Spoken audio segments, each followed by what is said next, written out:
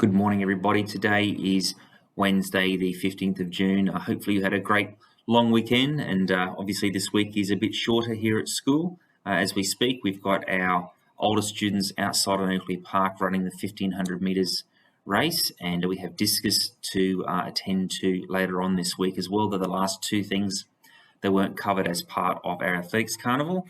And yesterday we had knockout cricket competition against Cherrybrook here on our school field, and our girls came out on top, so they will progress through to the next round. So it was fairly exciting news for Thornley West Public. I'd just like to say thank you to everybody for the support we had around our athletics carnival. I do appreciate it was a very early start on a very cold day, but it was a fantastic day for the kids, and of course with 2 years without athletics carnivals due to COVID, this was an opportunity for everyone to get back into the swing of those normal school events, and for some of our younger students it was in fact the first athletics carnival they'd ever been to. So that was a really great day all round. I've got some notes down below in my section about professional learning here at school. We recognise that the biggest area that we can impact our student outcomes is around the quality of our teaching. So there's a whole range of things that can impact outcomes for kids.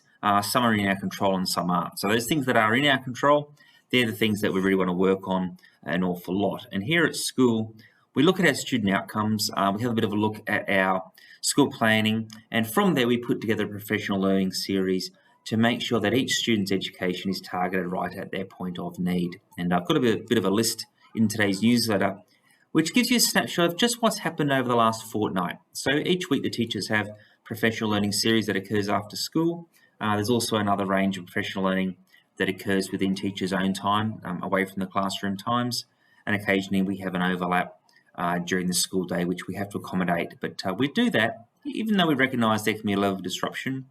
We do that because we recognise that the best teacher is one that has got an understanding of current research and pedagogy and can meet the students' needs, and that gives us the best outcomes for all. So it's a real commitment from us as a school, but also a real commitment from our community.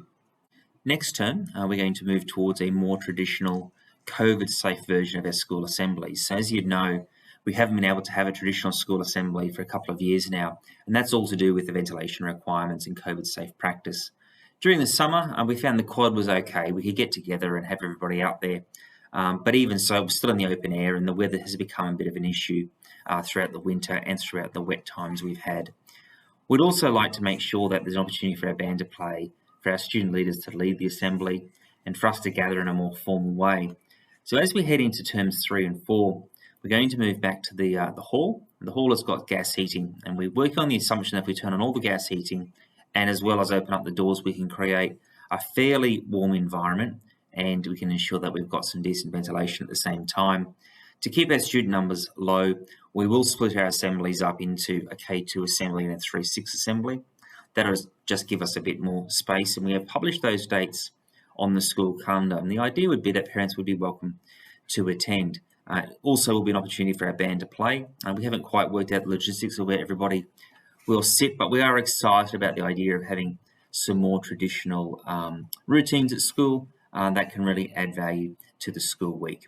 But for us here, that's the update here for week 8. We only have 2.5 weeks left of school this term, a fair bit to get through. We do expect another newsletter in week 10.